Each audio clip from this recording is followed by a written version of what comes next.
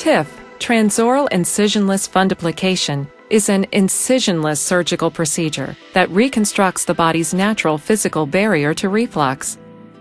Inserted through the mouth, the esophagus device is used to construct a durable anti-reflux valve, re-establishing a natural barrier to reflux. TIF is surgery without incisions or the complications associated with more invasive surgical procedures.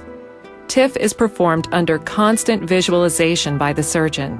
While the patient is under general anesthesia, the esophagus device, riding over the endoscope, is gently glided down through the patient's mouth into the stomach. The stomach is inflated, and the endoscope is advanced and turned so that it is looking up at the entrance to the stomach. This is where the anti-reflux valve will be created. The tissue mold is then advanced into the stomach. The tissue retractor is engaged at the Z-line, a line that marks where the esophagus and stomach come together. The tissue is retracted into the tissue mold.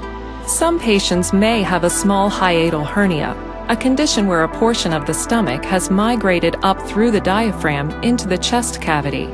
If present, hiatal hernia can be reduced and the esophagus can be lengthened by retracting the endoscope up into the esophagus.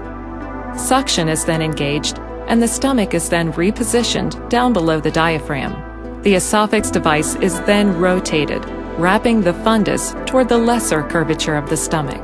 Under visual control, the esophagus device is then used to deploy two H-shaped fasteners to hold the fold of tissue in place and maintain the wrap. The wrap is then tightened further, and the next pair of fasteners are placed 1 centimeter above the Z-line.